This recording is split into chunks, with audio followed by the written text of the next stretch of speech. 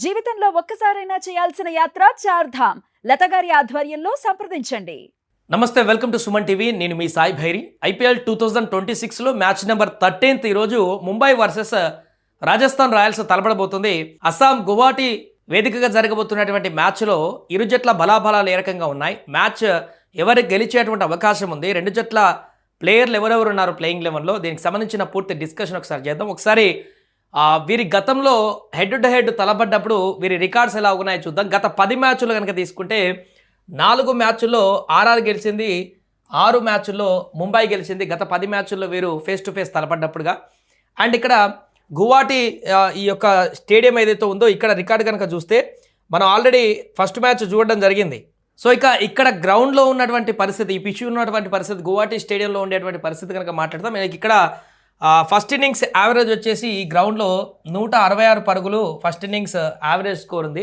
And second innings score వచ్చేసి 156 ఈ గ్రౌండ్లో స్కోర్ నమోదవుతున్నటువంటి పరిస్థితి ఉంది. హైయెస్ట్ వచ్చేసి ఇప్పటివరకు ఇక్కడ 199 స్కోర్ మాత్రమే హైయెస్ట్ స్కోర్ రావడం జరిగింది. అంటే పెద్దగా బ్యాటింగ్కి అడ్వాంటేజ్గా ఉండేటువంటి పిచ్ అయితే కాదు.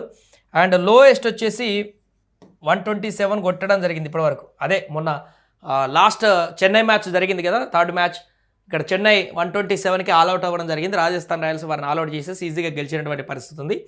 అండ్ పేసర్లకి 61% ఇక్కడ అనుకూలిస్తుంది.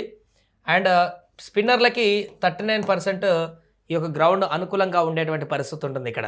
ఇక బ్యాటింగ్ విన్ పర్సంటేజ్ అంటే ఫస్ట్ బ్యాటింగ్ చేసిన వాళ్ళకి గెలుపు శాతం 33% ఉంది. సెకండ్ బ్యాటింగ్ చేసిన వాళ్ళకి అంటే చేజింగ్ చేసే వాళ్ళకే 67% ఎక్కువగా గెలుపు అవకాశాలు ఈ గ్రౌండ్లో మనకు కనిపిస్తున్నాయి. మొన్న గెలిచింది కూడా chasing Rajasthan Royals. First match ఈ గ్రౌండ్లో ఆడినప్పుడు చెన్నై మీద 127కి వాళ్ళని ఆల్అవుట్ చేసి తర్వాత 2 వికెట్లు కోల్పోయి అలవోకగా గెలిచారు. సో ఇక్కడ ఎవరు టాస్ గెలిచినా కూడా చేజింగ్ తీసుకునేటువంటి అవకాశమే చాలా స్పష్టంగా మనకి ఈ గ్రౌండ్లో కనిపిస్తుంది. అండ్ ఇంకొక మేజర్ థింగ్ ఏంటంటే ఇక్కడ ఈరోజు అస్సాం గువాహటిలో వర్షం పడేటువంటి ఛాన్స్ ఉంది. ఇక్కడ వర్ష ప్రమాదం ఉంది. ఆల్రెడీ నిన్న మ్యాచ్లో 12th match KKR versus Punjab మధ్య జరిగినటువంటి మ్యాచ్ వర్షం కారణంగా పూర్తిగా అక్కడ రద్దయిపోయినటువంటి పరిస్థితి మనం చూసాం. చెరొక పాయింట్ ఇచ్చారు.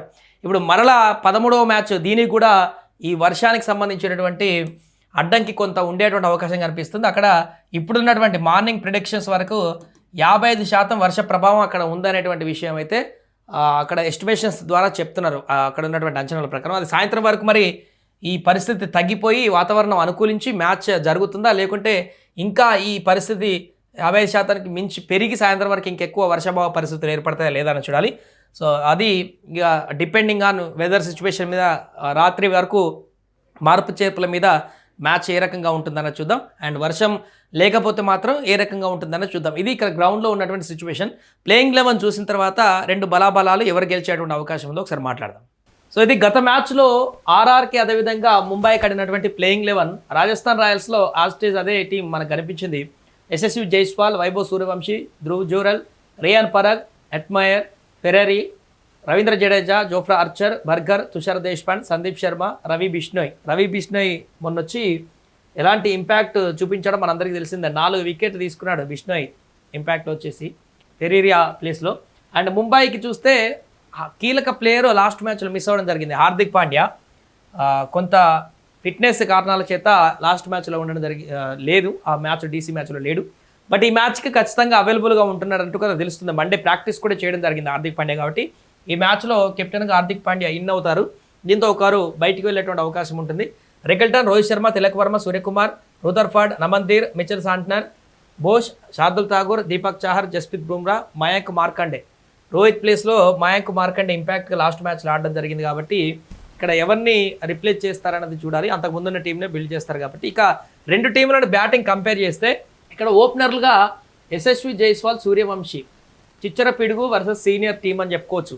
ఇక్కడ చూడండి, జస్ప్రీత్ బుమ్రా ఉన్నాడు, బోష్ ఉన్నాడు, దీపక్ చాహర్, శార్దుల్ ఠాగూర్, మిచెల్ శాంట్నర్, మయాంక్ మార్కండే, ఇట్లాంటి సీనియర్, హార్దిక్ పాండ్యా కూడా ఇలాంటి ఇంటర్నేషనల్ స్టాండర్డ్ సీనియర్ బౌలర్లని ఇప్పుడు వైభవ్ సూర్యవంశీ ఎదుర్కోవాల్సిన పరిస్థితి.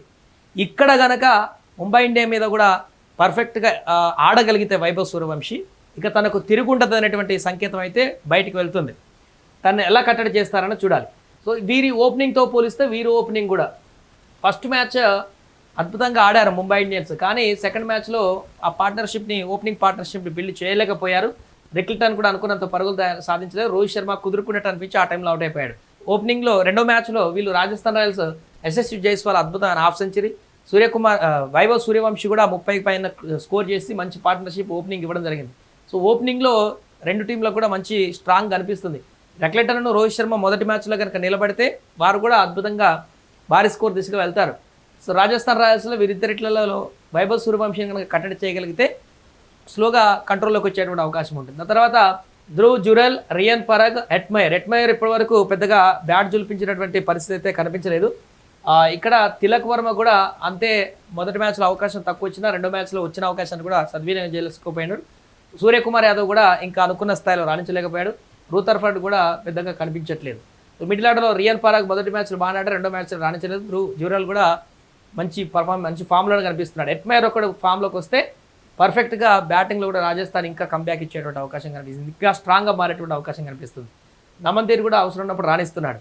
సో బ్యాటింగ్ చూస్తే రెండు ఆల్మోస్ట్ సేమ్ ఉన్నట్టుగా కనపడుతున్నాయి. ఒకరు ఫామ్ లేకపోవడం, ఒకరు ఫామ్ ఉండడం, రకరకాల కారణాలు ఈ కంపారిజన్ చేస్తే రెండు ఆల్మోస్ట్ కొంత ఓపెనింగ్ అయితే రెండు బలాబలాలు సేమ్గా కనిపిస్తున్నాయి. మిగతా మిడిల్ ఆర్డర్కి వచ్చేసరికి ఒకళ్ళు ఫామ్ ఒకళ్ళు అన్ఫామ్ అన్నట్టుగా కంపేర్ చేస్తే కొంత సేమ్ కనిపిస్తుంది. అండ్ ఇక బౌలింగ్ విభాగానికి వస్తే రవీంద్ర జడేజా బౌలింగ్లో రాణించాడు మొదటి మ్యాచ్లో, రెండో మ్యాచ్లో రాణించలేదు. బట్ బ్యాటింగ్లో పెద్దగా ఇంకా ఇంపాక్ట్ చూపించాల్సిన పరిస్థితి ఉంది. Jofra Archer, Burger, Tushar Deshpande, Sandeep Sharma అద్భుతంగా బౌల్ చేస్తున్నాడు. రవి బిష్ణోయ్ లాస్ట్ మ్యాచ్లో అసలు ఇరగదీశాడు 4 వికెట్లు తీసి. సో ఇక్కడ జస్ప్రీత్ బుమ్రా బ్రహ్మాస్త్రం వీలకుంది. దీపక్ చాహర్, శార్దుల్ ఠాగూర్, బోష్ ఉన్నాడు. మిచెల్ శాంట్నర్ కూడా అద్భుతంగా రాణిస్తున్నాడు. సో బౌలింగ్ విభాగం అయితే ఆర్ఆర్ కంటే కూడా ముంబైయే కొంత స్ట్రాంగ్గా ఉందని చెప్పుకోవాలి. సో ఇలా ఎటు చూసినా కూడా ఇది ఒక పర్ఫెక్ట్ 50-50 మ్యాచ్ అని చెప్పుకోవాలి. అంత ఈజీగా 2 మ్యాచ్లు గెలిచినటువంటి ఆర్ఆర్ మంచి పాజిటివ్ వైబ్రేషన్లో ఉంటే, ఒకటి గెలిచి ఒకటి ఓడిపోయినటువంటి ముంబై మాత్రం ఖచ్చితంగా ఇది గెలవడానికి శాయశక్తిలో ప్రయత్నం చేయాల్సిన పరిస్థితి. బట్ గువాహటిలో జరుగుతుంది కాబట్టి అక్కడ పిచ్ ఏ రకంగా సపోర్ట్ చేస్తుంది, అండ్ వర్షాలు పడేటువంటి అవకాశం కూడా ఉంది. అక్కడ వెదర్ కండిషన్ ఏ రకంగా ఉంటుందో కూడా తెలియదు కాబట్టి టాస్ అనేది చాలా కీలకంగా మారుతుంది. టాస్ గెలిచినటువంటి జట్టు ఖచ్చితంగా బౌలింగ్ ఎంచుకునేటువంటి అవకాశం ఉంది. ఇక్కడ ముంబై గెలిచినా ఆర్ఆర్ గెలిచినా బౌలింగే తీసుకునేటువంటి పరిస్థితి ఉంటుంది. ఎందుకంటే అక్కడ కండిషన్స్ అన్ని కూడా, వెదర్ కండిషన్స్ అన్ని కూడా డిఫరెంట్గా ఉన్నాయి. సాయంత్రం వరకు నైట్ మ్యాచ్ స్టార్ట్ అయ్యే ముందు వరకు ఎలాంటి పరిస్థితులు ఉంటాయో తెలియదు కాబట్టి టాస్ అనేది కీలకంగా మారబోతుంది. ఎవరు టాస్ గెలితే వారు ఎక్కువ శాతం గెలవడానికి ఛాన్సెస్ అయితే మనకు కనిపిస్తున్నాయి. సో నా అంచనా ప్రకారం అయితే ఎవరు గెలుస్తారనే దానికి సంబంధించి ఈరోజు చాలా కష్టము, 50-50 అని చెప్పాలి. ఈ ఇరు జట్లు కూడా 50-50 గెలుపు అవకాశాలు అని చెప్పాలి. వర్షం పడకపోతే, వర్షం గెలుస్తుందేమో, అలా గెలవకూడదని అనుకుందాం. వాతావరణం కోఆపరేట్ చేసి నిన్న ఒక ఫెయిల్ అయిపోయిన మ్యాచ్, ఈ మ్యాచ్ అన్న జరగాలని కోరుకుందాం. సో ఆల్మోస్ట్ 50-50 కానీ ఏదో ఒక దానికి ఎడ్జ్ ఇవ్వాలి కాబట్టి నేను అనుకుంటున్న ముంబై ఒక 55%, ఒక 5% ఎక్కువ ముంబై గెలిచేటువంటి అవకాశం ఉన్నట్టుగా నా అంచనా. ఖచ్చితంగా ఈ మ్యాచ్ ముంబై గెలవడానికి, ఎందుకంటే రోహిత్ శర్మ కనుక బ్యాట్ జులిపించి నిలబడగలిగితే ఏం జరుగుతుందో మనందరికీ తెలిసిందే. రిటర్న్ కూడా కాసేపు ఉంటే ఏం జరుగుతుందో తెలిసిందే. తిలక్ వర్మ కూడా ఈ మ్యాచ్లు ఎందుకు ఖచ్చితంగా కంబ్యాక్ చేస్తాడు అనిపిస్తుంది. కాబట్టి బ్యాటింగ్ లైనప్లో ముంబై చాలా స్ట్రాంగ్గా ఉంది కాబట్టి బౌలింగ్లో కూడా కొంత ముంబైకి ఎడ్జ్ కనిపిస్తుంది. కాబట్టి వైభవ్ సూర్యవంశీని ఖచ్చితంగా ఒలలో వేయడానికి అన్ని రకాల ప్రయత్నాలు చేస్తారు. దాని తగ్గట్టుగా ప్రణాళికలు రచిస్తారు. కాబట్టి కొంత స్లైట్ ఎడ్జ్ ముంబై ఇండియన్స్కే గెలుపు అవకాశాలు ఎక్కువ ఉన్నట్టుగా కనపడుతుంది. చూద్దాం మ్యాచ్ ముగిసిన తర్వాత ఎలాంటి రిజల్ట్ వస్తుంది అనేది.